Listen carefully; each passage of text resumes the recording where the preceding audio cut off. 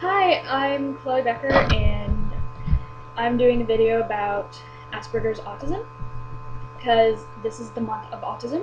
If I get 1 million views, I'm going I'm going to start a official blog to help other people with who are teenagers with Asperger's, or for people who generally have questions about it. I'm going to start off of explaining who I am.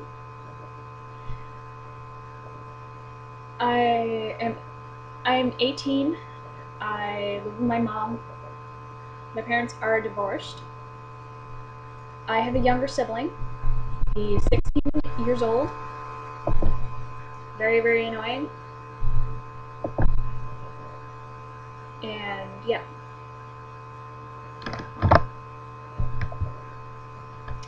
So, what is Asperger's? Asperger's is a type of autism. Is one of the lowest forms of autism on the board today.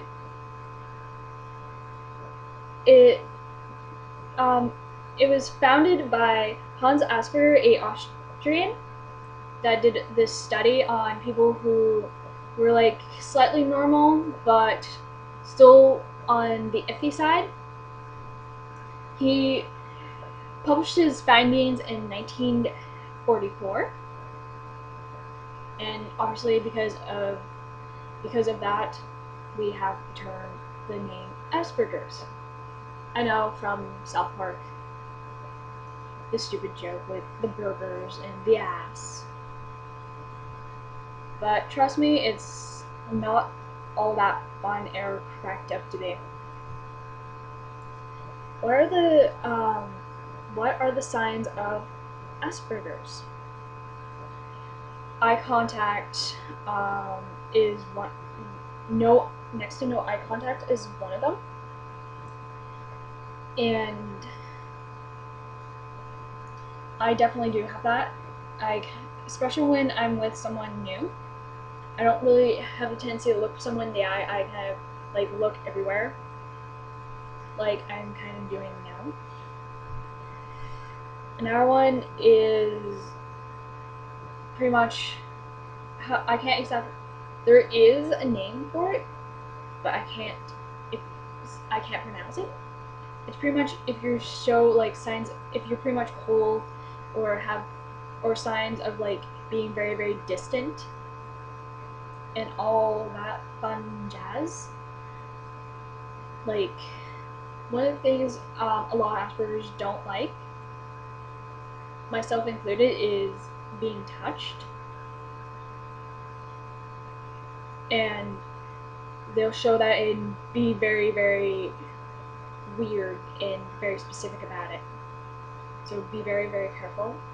One of them I've never really noticed, but I found that on a website.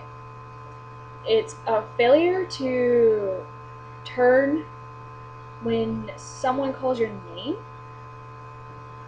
And I've never noticed it, but maybe, I don't know. Send me comments saying yes, this has happened. Another one is failure to point or show gestures. Probably with all Asperger's or just in autism in general, you pretty much, like, if you're pretty much in a panic state, you pretty much have your arms to yourself, and you try to make, through my experience, you're trying to make yourself as small as possible, and so for no one to touch you, which kind of goes back to my we don't like being touched thing.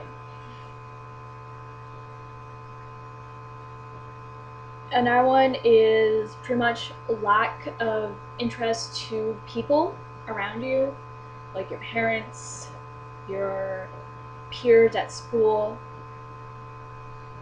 And the last one is a lack of interaction playing. I think we pretty much, pretty much almost, I'm pretty certain almost all of us likes more on the puzzle game side, where you don't really have to talk to the person next to you. I kind of find annoying. Or play board games.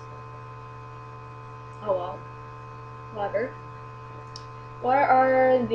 How can a parent help the child? Firstly, get some behavioral therapy and speech therapy. By the time they're 3, if they're not showing any like type of speech going on, get them to pretty much get them some speech therapy right away. I know for a fact yeah. What else?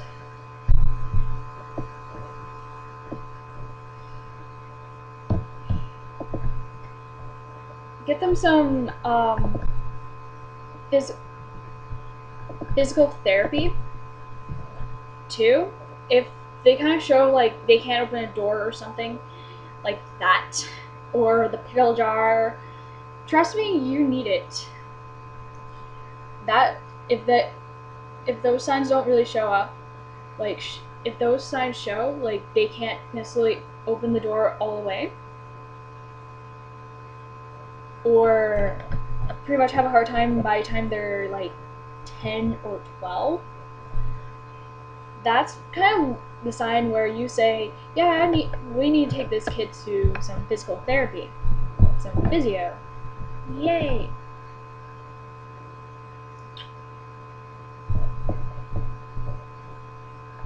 Another one is to gain some social recognition.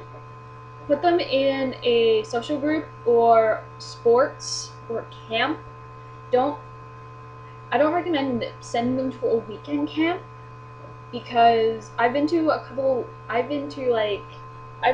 few in my years, and they don't end well, and a lot of times I end up more disturbed than I should be, or my sibling ends up in a fight.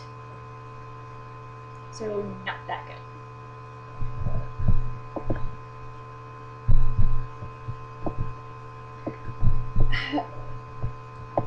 Pretty much the signs that kind of shows this is all for the parents. I'm just saying, or teenage moms, if the kid by the time they show about 3, if they show like generally if they don't show any signs or anything, and about like any kind of generic normal signs, you kind of should take them to a doctor or a hospital. You're pretty much going, if one doctor says, oh no, they're fine, and you know in your heart that they're not fine, I don't care what people say, take them to another doctor until you're proven that you are right. Pretty much follow your gut instincts, and because you followed your gut instincts and you have been proven right, the government, I don't know about the government, but you are proven, you pretty much can throw your hat, but if it is proven that the child has autism Aspergers, it's going to be the most shocking thing that you will ever have to deal with, and pretty much lock yourself in your bedroom and cry for a very, very long time. And because of like they can't understand, if they're very, very young and they don't necessarily understand it, it's going to be very, very sad, and they're going to be kind of like whatever about it, and it's like, give me my goddamn cookie. Trust me when I say this, don't take it the hard way, it's just in our brains.